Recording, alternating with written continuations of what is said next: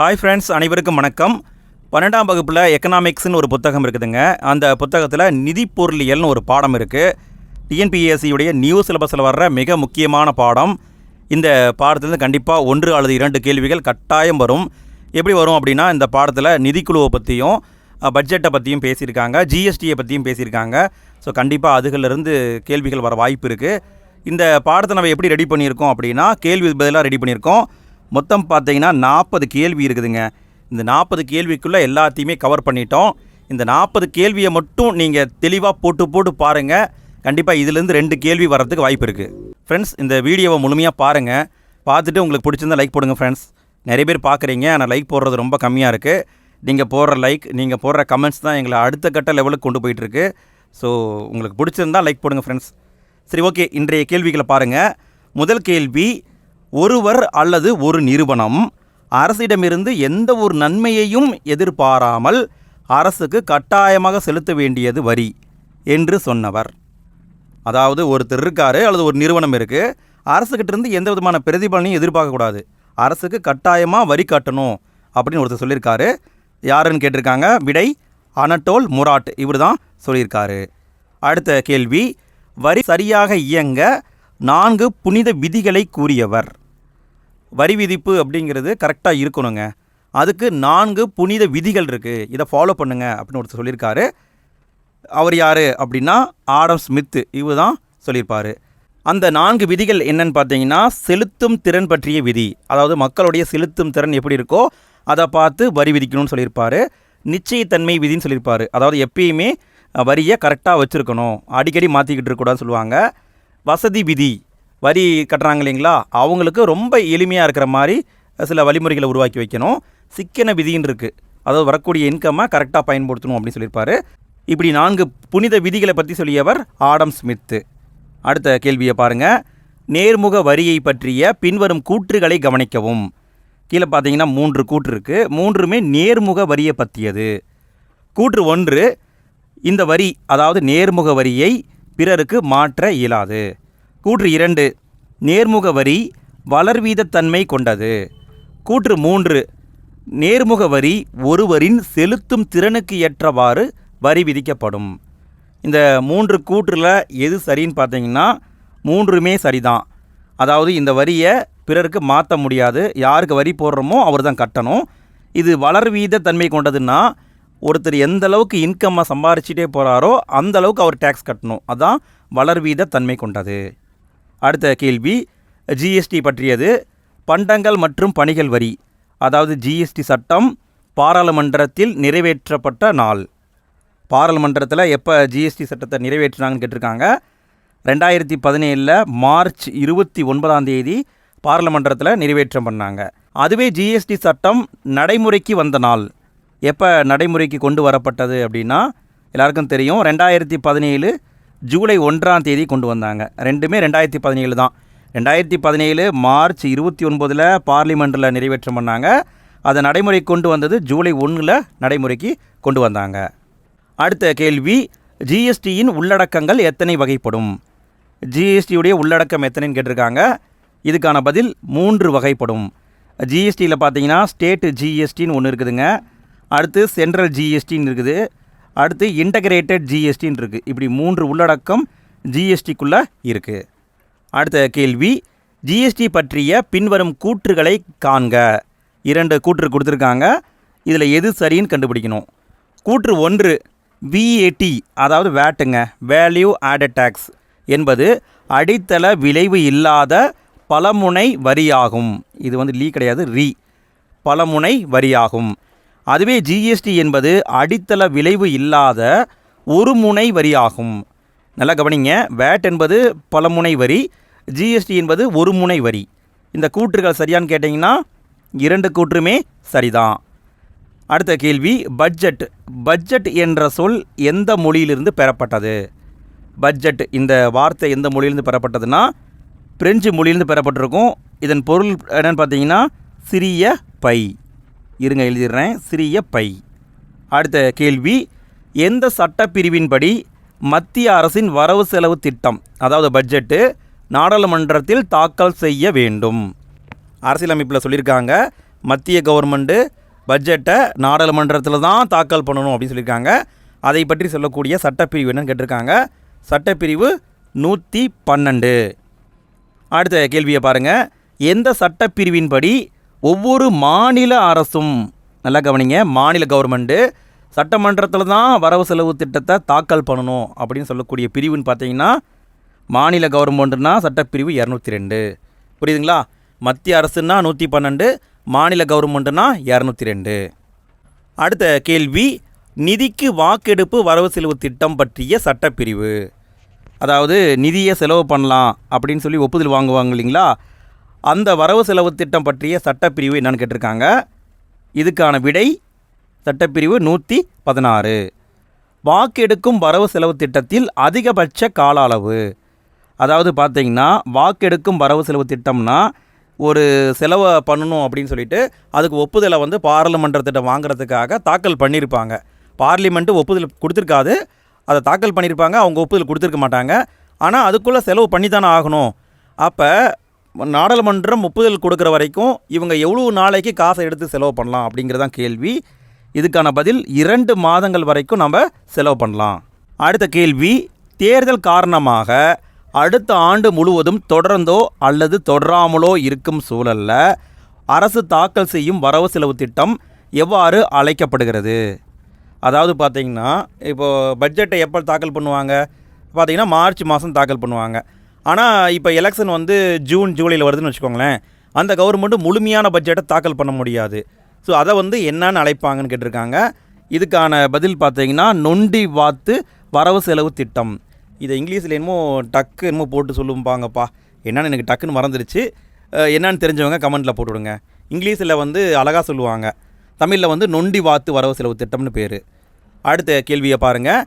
கீழ்கண்ட கூற்றுகளை ஆராய்க. 2 கூற்று கொடுத்துருக்காங்க பாருங்கள். கூற்று 1, இந்திய அரசு 1987 1988 சுழிய வரவு செலவு திட்டம் அதை வந்து தாக்கல் செய்தது. அதாவது பூஜ்ய வரவு செலவு திட்டம் சொல்லுவாங்க, சுழிய வரவு செலவு திட்டம் சொல்லுவாங்க. எப்படி சொன்னாலும் ஒன்று தான். இதை வந்து 1987 1988 முதல் முறையாக கவர்மெண்ட்டு தாக்கல் செய்தது. கூற்று 2, இதில் ஒவ்வொரு செலவினமும் புதியதாக கருதப்படும். இந்த 2 கூற்றும் சரியா தவறான்னு கேட்டிங்கன்னா 2 கூற்றுமே சரிதான். இந்திய அரசு 1987 1988 தான் இதை ஃபஸ்ட்டு அறிமுகப்படுத்தினாங்க. இதன்படி பார்த்தீங்கன்னா ஒவ்வொரு செலவினமும் புதிதாக கருதப்படும். அடுத்த கேள்வி, செயல்திறன் வரவு செலவு திட்டம்னு ஒன்று இருக்குதுங்க. இதை உலகத்திலேயே முதல்ல அறிமுகம் செய்த நாடு எதுன்னு கேட்டிருக்காங்க. இந்த செயல்திறன் வரவு செலவு திட்டத்தை ஃபஸ்ட்டு அறிமுகம் செய்த நாடு அமெரிக்கா தான் அறிமுகப்படுத்தியிருப்பாங்க. செயல்திறன் வரவு செலவு திட்டம்னா என்னென்னு கேட்டிங்கன்னா, அதாவது ஒரு கவர்மெண்ட்டு நாங்கள் என்னெல்லாம் செலவு பண்ணியிருக்கோம், எங்களுக்கு இவ்வளோ இன்கம் வந்திருக்கு, நாங்கள் இதை இவ்வளோ செலவு பண்ணியிருக்கோம் அப்படிங்கிறத வெளிப்படையாக சொல்கிறது தான் செயல்திறன் வரவு செலவு திட்டம். செயல்திறன் வரவு செலவு திட்டம் அமெரிக்காவில் தான் ஃபஸ்ட்டு கொண்டு வந்தாங்கன்னு நம்ம பார்த்தோம். எப்படி கொண்டு வந்தாங்கன்னா, சர் உப்பர் அப்படிங்கிற ஒரு தலைமையில் அமெரிக்காவில் நிர்வாக சீர்திருத்த குழு அமைச்சாங்க. அந்த குழுவுடைய பரிந்துரையின் பேரில் தான் கொண்டு வந்தாங்க. உப்பர் தலைமையில் நிர்வாக சீர்திருத்த குழு எப்பொழுது அமைக்கப்பட்டது அப்படின்னு கேட்டிருக்காங்க. இதுக்கான பதில் என்னன்னு பார்த்தீங்கன்னா 1949 கொண்டு வந்திருப்பாங்க.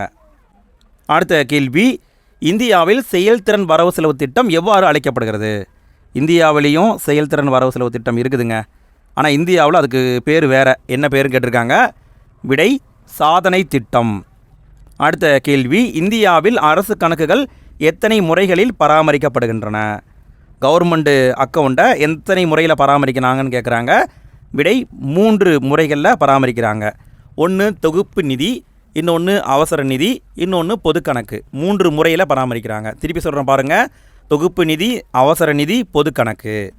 அடுத்த கேள்வி, வரவு செலவு திட்டத்தை கட்டுப்படுத்தும் நாடாளுமன்ற குழுக்கள் எத்தனை? அதாவது அரசாங்கம் கொண்டு வர்ற வரவு செலவு திட்டத்தை கட்டுப்படுத்த நாடாளுமன்றத்தில் குழுக்கள் இருக்குது. எத்தனை டைப்பான குழுக்கள் இருக்குதுன்னு கேட்டிருக்காங்க. விடை 2 வகையான குழுக்கள் இருக்குது. ஒன்று பொது கணக்கு குழு, இன்னொன்று மதிப்பீட்டு குழு. சரிங்களா? 2 குழு இருக்குது. 2 குழுவுமே கட்டுப்படுத்தும். அரசாங்கத்தில் 3 விதமான பட்டியல்களை வச்சுருக்காங்க. இந்திய அரசியலமைப்பின் எந்த அட்டவணையில் 3 பட்டியல்கள் வைக்கப்பட்டுள்ளன?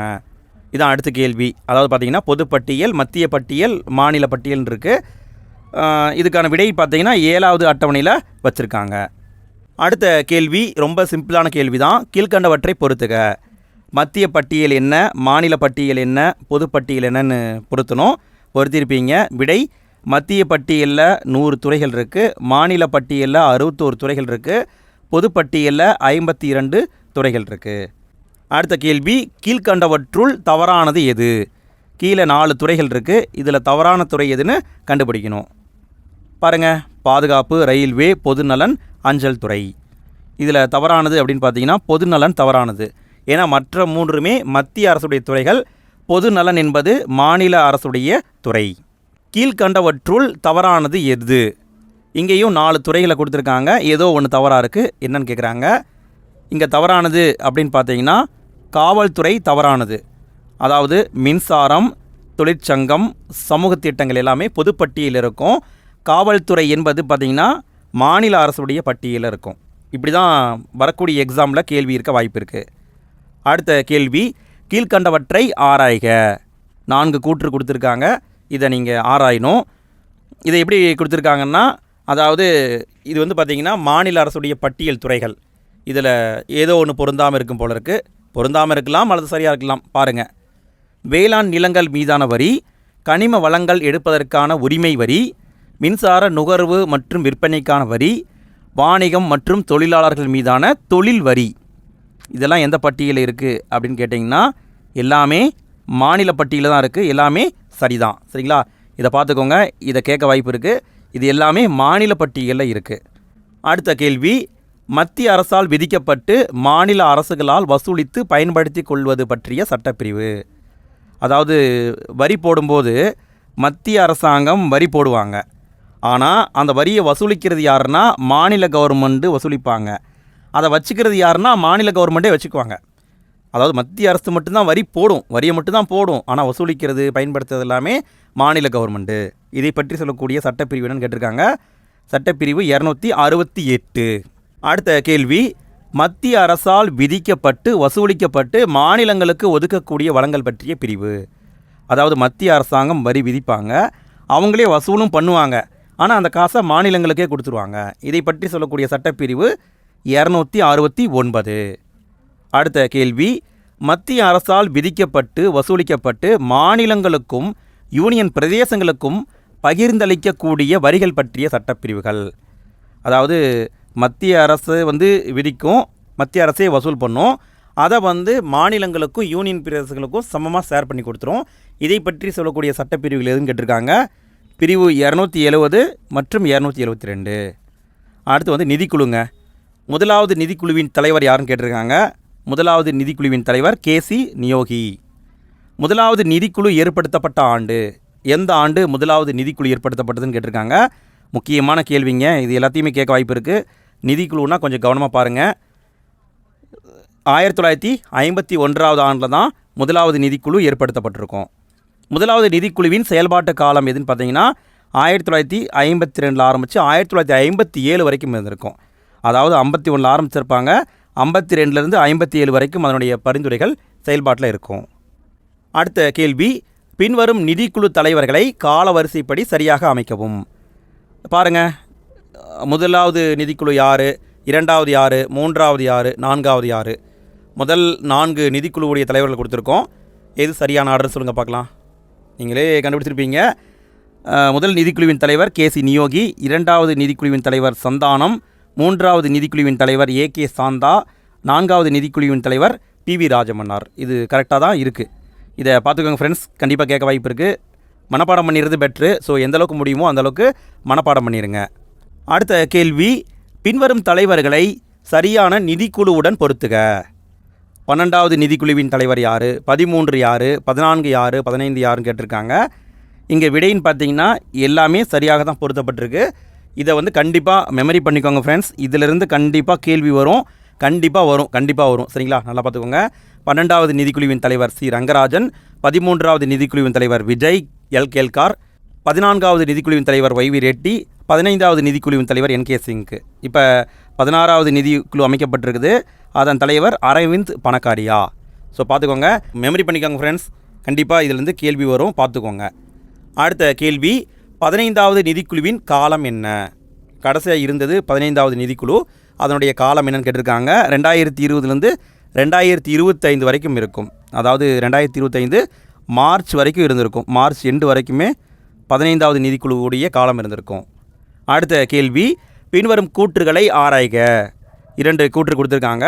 கூற்று 1, இந்திய அரசியலமைப்பின் பிரிவு 280 படி நிதிக்குழு பகுதி சட்டப்படியான அமைப்பாக உருவாக்கப்பட்டுள்ளது.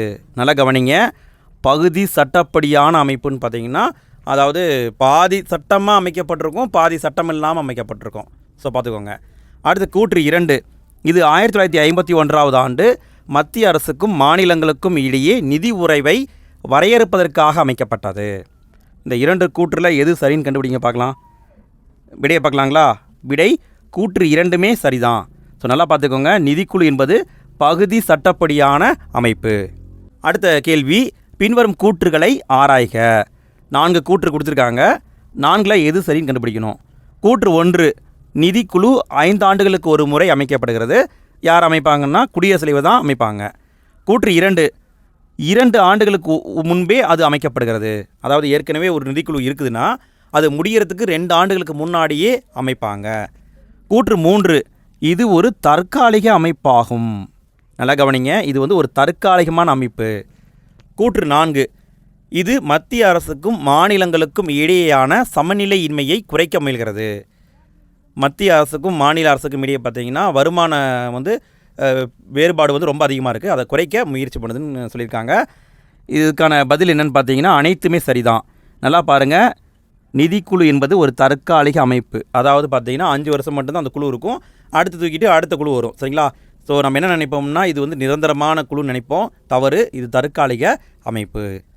அடுத்த கேள்வி, பின்வரும் கூற்றுகளை ஆராய்க. கூற்று 1, கூற்று 2 டைப்பில் கொடுத்துருக்காங்க. 14வது நிதிக்குழு 2013 அமைக்கப்பட்டது. கூற்று 2, இதன் பரிந்துரைகள் ஏப்ரல் 1 ஆரம்பித்து, அதாவது 2015 ஆரம்பித்து மார்ச் 2020 வரைக்கும் செல்லும். இதுக்கான பதில் என்னென்னு பார்த்தீங்கன்னா சரிதான். நம்ம முன்னாடியே பார்த்தோம் இல்லைங்களா, ஏற்கனவே இருக்கிற நிதிக்குழு முடிகிறதுக்கு 2 வருஷத்துக்கு முன்னாடி அமைப்பாங்க. அப்போ 2005 ஆரம்பிக்குதுன்னா 2013 குழு அமைச்சிருப்பாங்க. பரிந்துரைகள் பார்த்தீங்கன்னா நிதியாண்டை பேஸ் பண்ணி தான் அமைக்கப்படுது. ஏப்ரல் 1ங்கிறது புது கணக்கு, மார்ச் 2ங்கிறது கணக்கு முடிவு. ஸோ அதை வச்சு தான் உருவாக்குறாங்க. அடுத்த கேள்வியை பாருங்கள், பின்வரும் கூற்றுகளை ஆராய்க. கூற்று 1, கூற்று 2 டைப்பில் கொடுத்துருக்காங்க. கூற்று 1, 15வது நிதிக்குழு 2017 அமைக்கப்பட்டது. கூற்று 2, இதன் பரிந்துரைகள் ஏப்ரல் 1, 2020 முதல் மார்ச் 2025 வரை செல்லுபடியாகும். அப்போ விடை 2மே சரிதான். அப்போ 16வது நிதிக்குழுவை பொறுத்த வரைக்கும் என்ன பண்ணியிருப்பாங்க, 2023 அமைச்சிட்டாங்க. யார் தலைமையில் அமைச்சாங்கன்னா திரு அரவிந்த் பணக்காரியா அவர் தலைமையில் அமைச்சாங்க. அப்போ 16வது நிதிக்குழுவின் பரிந்துரை எப்போ ஆரம்பிச்சிருக்கோம், நல்லா பாருங்கள், மார்ச்சில் முடிஞ்சிருக்குது அப்படின்னா அதாவது ஏப்ரல் 1, 2025 ஆரம்பிச்சிருக்கும் 16வது நிதிக்குழுவின் பரிந்துரைகள். அடுத்த கேள்வியை பாருங்கள், நிதிக்குழுவின் பணிகளை பற்றி கூறும் சட்டப்பிரிவு எது? நிதிக்குழுவுடைய டியூட்டி என்னங்கிறத பற்றி சொல்லக்கூடிய சட்டப்பிரிவு எதுன்னு கேட்டிருக்காங்க. இதுக்கான பதில் என்னென்னு பார்த்தீங்கன்னா 280(3). நல்லா கவனிங்க, 280(3) நிதிக்குழுவுடைய பணிகள், அதனுடைய டியூட்டி என்னங்கிறத பற்றி சொல்லும்.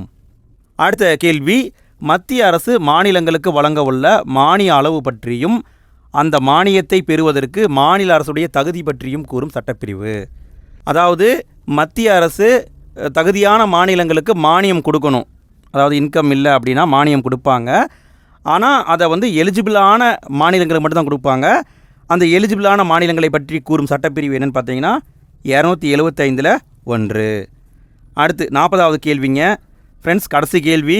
வீடியோவுக்கு லைக் போட்டிருப்பீங்கன்னு நினைக்கிறேன். வீடியோவை இவ்வளோ நேரம் பார்த்ததுக்கு நன்றி. வீடியோ பிடிச்சிருந்தால் லைக் போடுங்க ஃப்ரெண்ட்ஸ். நீங்கள் போடுற லைக், நீங்கள் போடுற கமெண்ட் தான் எங்களை பூஸ்டப் பண்ணுது. ஸோ மறக்காமல் லைக், கமெண்ட் பண்ணுங்கள், உங்களுடைய ஃப்ரெண்ட்ஸுக்கும் ஷேர் பண்ணுங்கள். இதே மாதிரி கேள்வி பதில் மாதிரி நாங்கள் போட்ட வீடியோவுக்காக ஒரு பிளேலிஸ்ட் உருவாக்கியிருக்கிறோம். அந்த பிளேலிஸ்ட்டுக்கான லிங்க்கை நான் கொடுக்குறேன். இந்த வீடியோக்கு கீழே டிஸ்கிரிப்ஷன்லேயும் இருக்கும், ஃபஸ்ட்டு கமெண்ட்லேயும் இருக்கும், எண்டு ஸ்க்ரீன்லேயும் வைக்கிறேன். ஸோ மறக்காமல் எல்லா வீடியோவையும் பார்த்து யூஸ் பண்ணிக்கோங்க. 40வது கேள்வியை பாருங்கள். கீழே உள்ள வாக்கியங்களை கருத்தில் கொண்டு சரியான ஒன்றை அடையாளம் காண்க. கூற்று 1 பாருங்கள், மாநில பட்டியலிலோ அல்லது பொது பட்டியலிலோ குறிப்பிடப்படாத வரியை, இந்த 2லையுமே இல்லாத வரியை விதிப்பதற்கு மைய அரசுக்கு தனி உரிமை இல்லை.